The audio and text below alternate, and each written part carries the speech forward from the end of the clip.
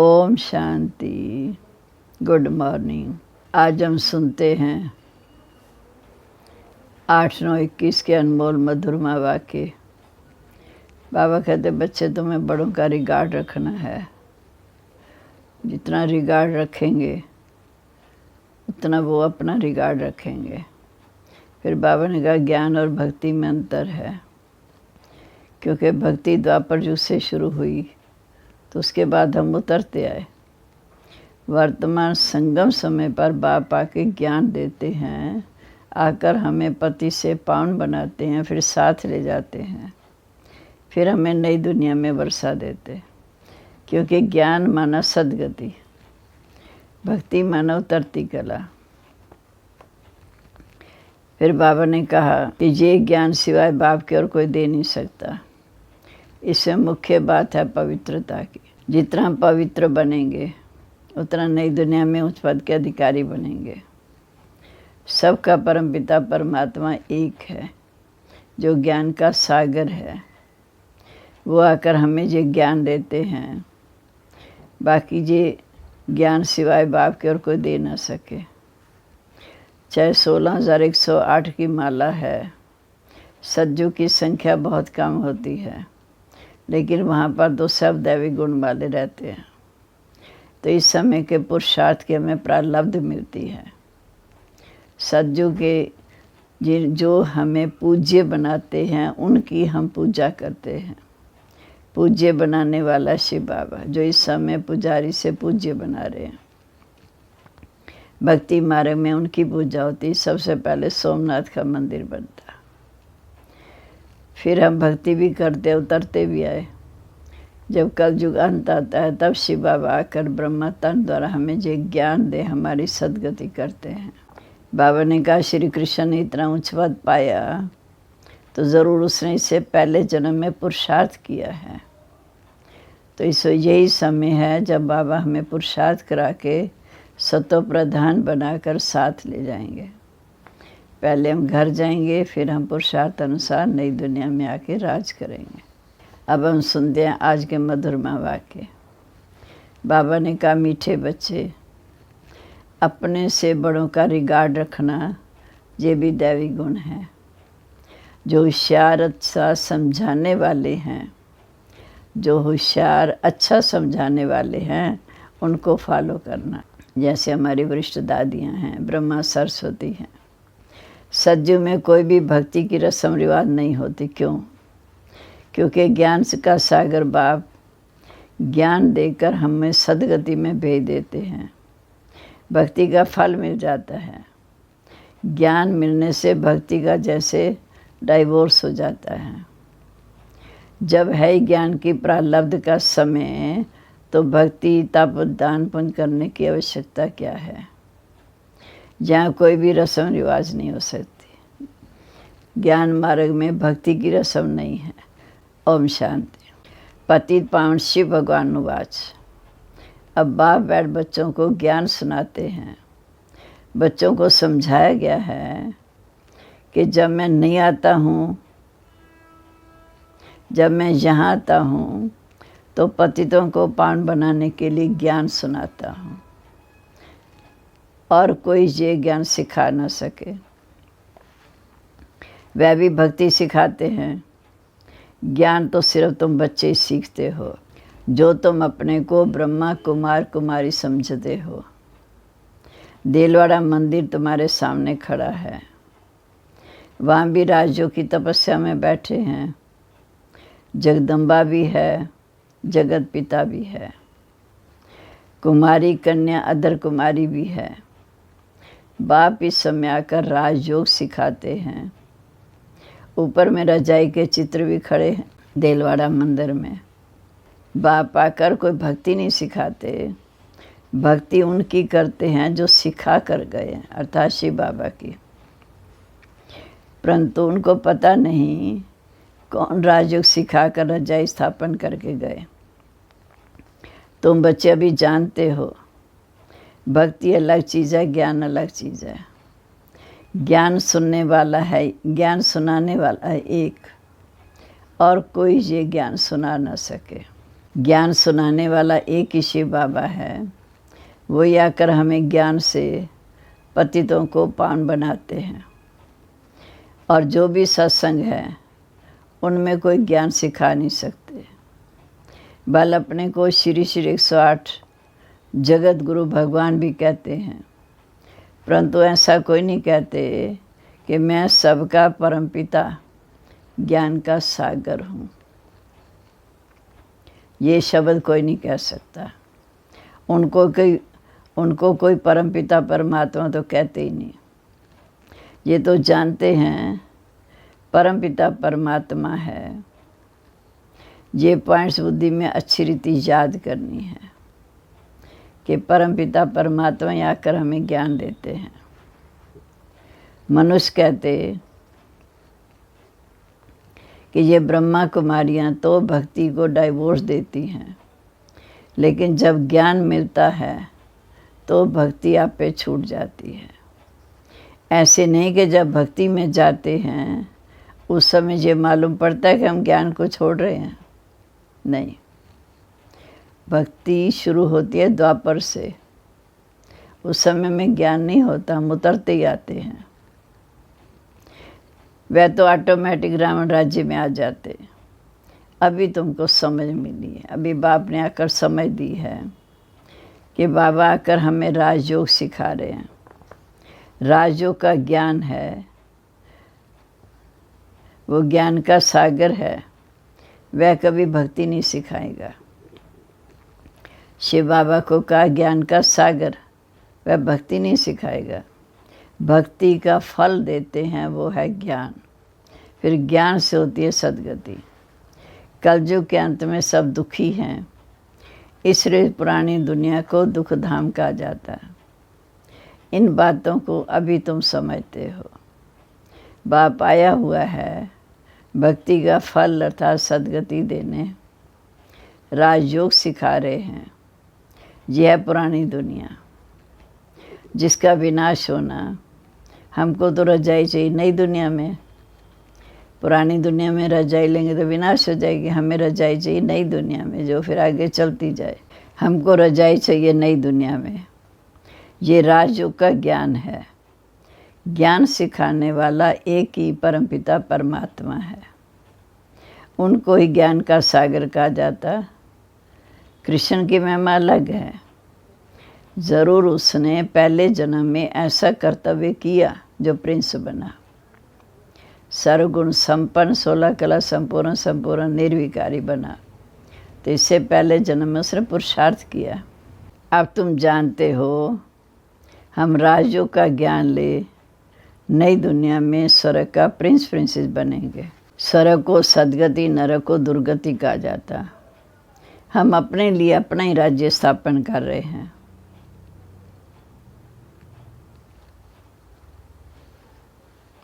हम अपने लिए अपना ही राज्य स्थापन कर रहे हैं।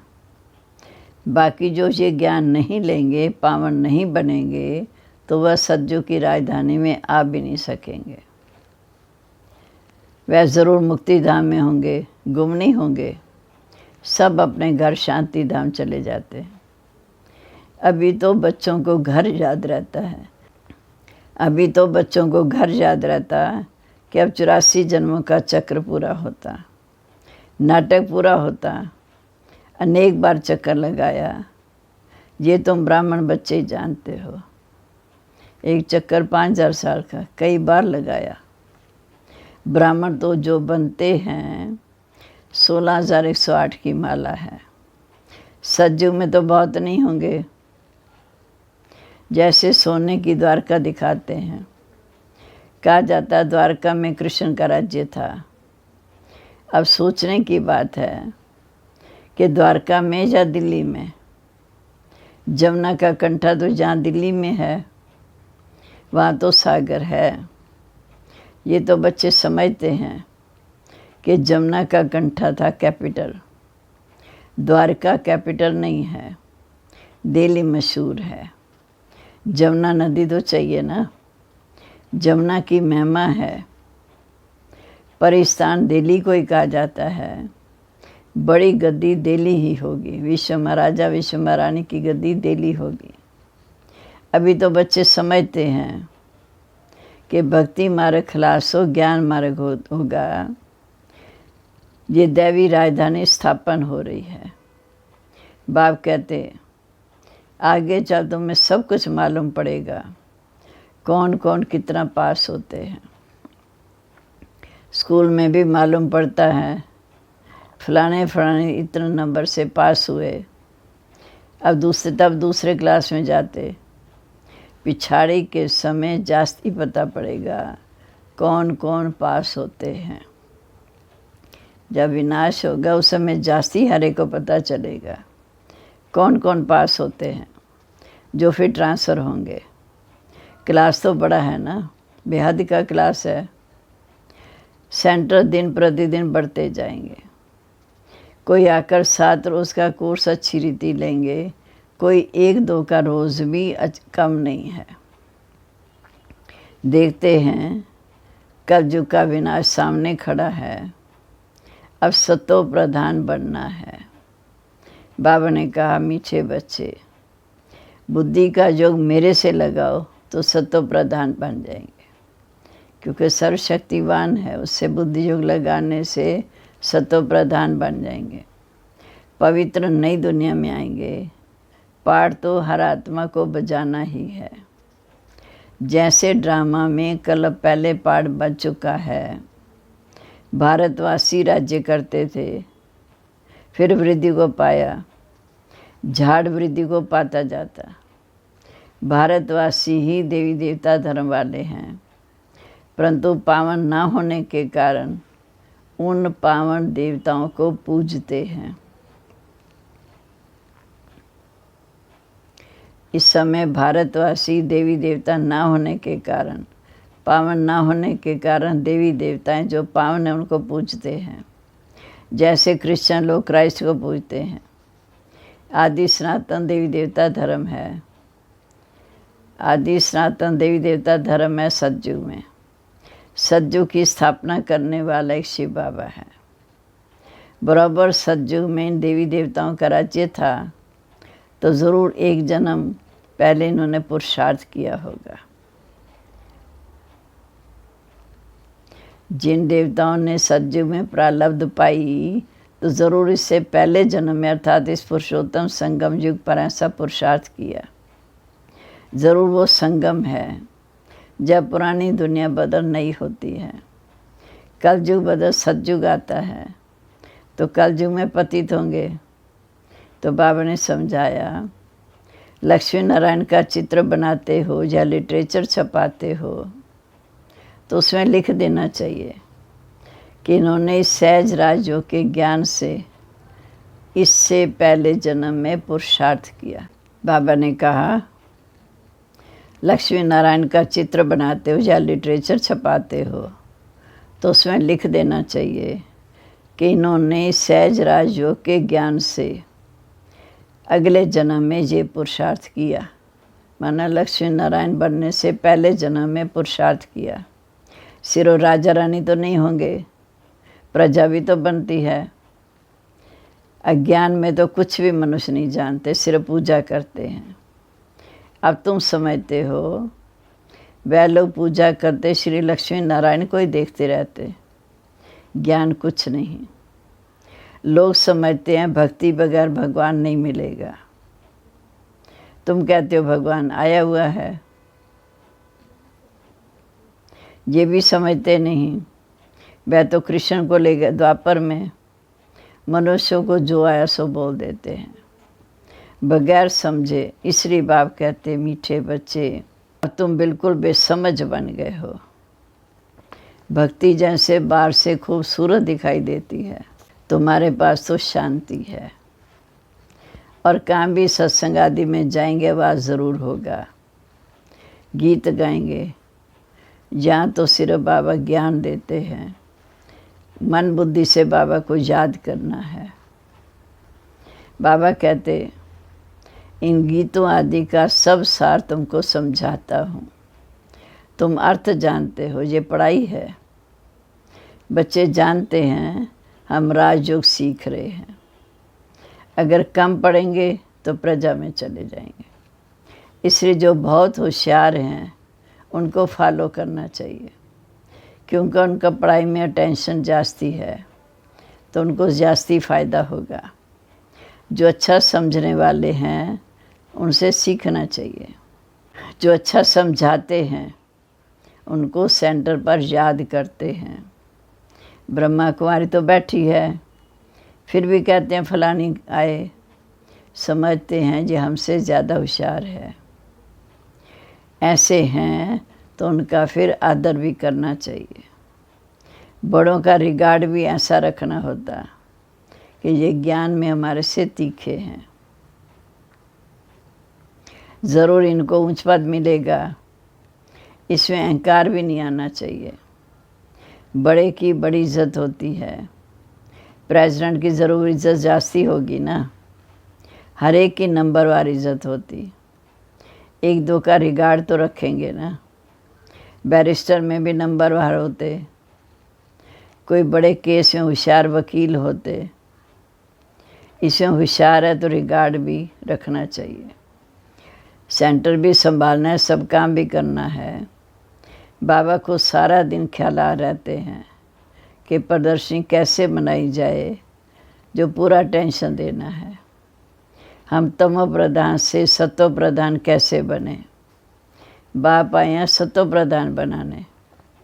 पतित पावन बाप ही है, या फिर कहते पतित पावनी गंगा, उसमें जन्म जन्मांतर स्नान करने जाते हैं, पर पावन तो कोई बना नहीं।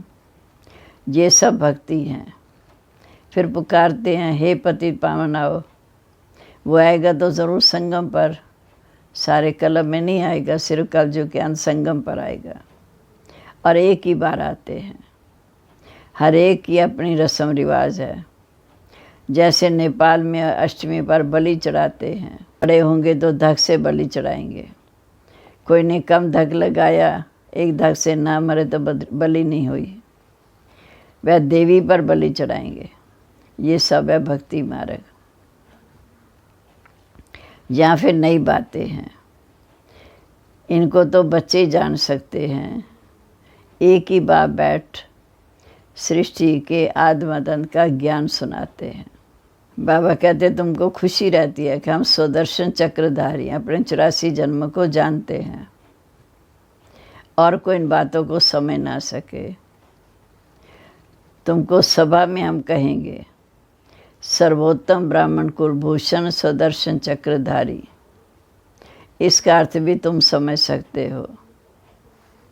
तुम्हारा है ज्ञान मार्ग, तुम 5 विकारों पर जीत पाते हो। इन 5 विकारों सीखे से ही तुम्हारी लड़ाई है। फिर जब सफलता पाते हो तो देवता बनते हो, जहाँ और कोई लड़ाई की बात ही नहीं। जहाँ असुर हैं वहाँ देवताएं नहीं होते। तुम हो ब्राह्मण, देवता बनने वाले हो, जो पुरुषार्थ कर रहे हैं। रुद्र ज्ञान यज्ञ की रक्षक जरूर ब्राह्मण होंगे, सिवाय ब्राह्मणों के यज्ञ होता नहीं। रुद्रा शिव बाबा, इस दुनिया से तुम बच्चे बिल्कुल न्यारे हो और तुम हो संख्या में बहुत थोड़े। बाबा कहते और सब बातें भूल माम एकम याद करो। आत्मा ही बाप को याद करती है। बाप तो एक है ना। परमात्मा जब प्रभु कहते तो उस समय लिंक याद नहीं आता।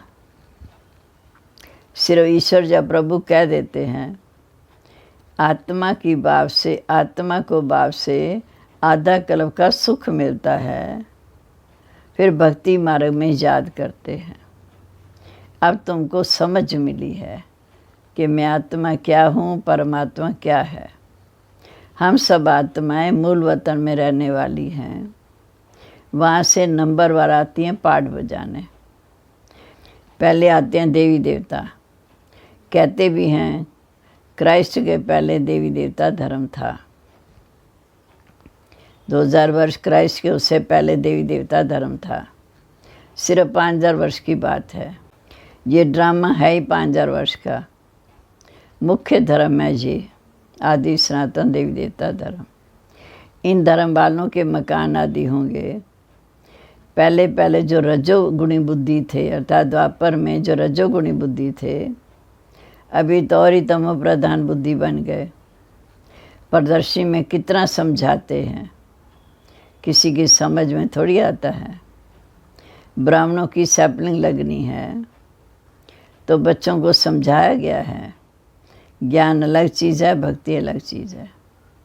ज्ञान से सद्गति होती है, इसलिए कहते भी हैं, हे पतित पावन आओ, दुख से लिबरेट करो, फिर गाइड वन साथ ले जाएंगे।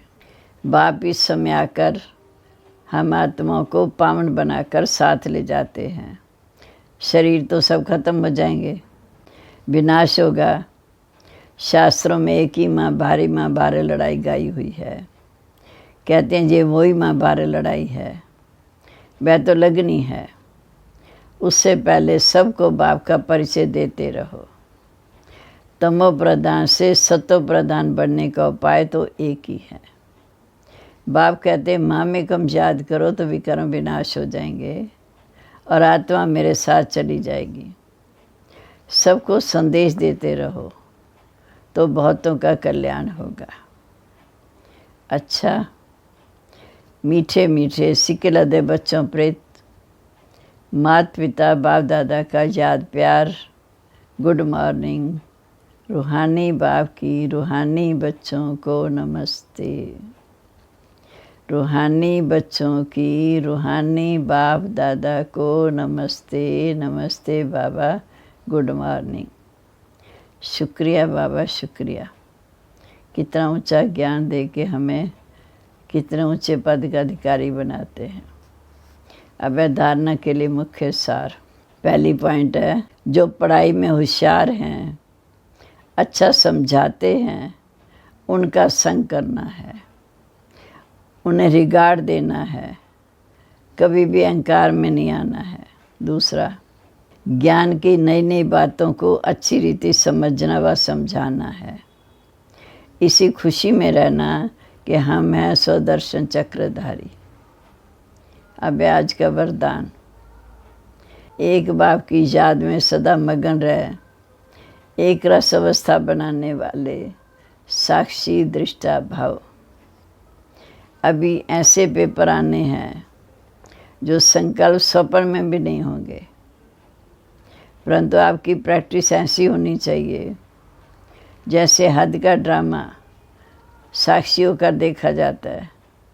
फिर चाहे दर्दनाक हो या हंसी का हो, अंतर नहीं पड़ेगा। ऐसे चाहे कोई भी रमणीक पाठ हो, चाहे स्नेही आत्मा का गंभीर पाठ हो, हर पाठ में साक्षी होकर देखो। हर पाठ साक्षी होकर देखो। एक रस अवस्था हो, परंतु ऐसी अवस्था तब रहेगी जब सदा एक बाप की याद में मगन रहेंगे। अब स्लोगन है, इस निश्चय से अपने भाग्य को निश्चित कर दो तो सदा निश्चिंत रहेंगे। इस निश्चय से अपने भाग्य को निश्चित कर दो तो सदा निश्चिंत रहेंगे। अब आज का सोमान, मैं स्वदर्शन चक्रधारी निश्चिंत सबको रिगार्ड देने वाली साक्षी दृष्टा हूँ। ओम शांति।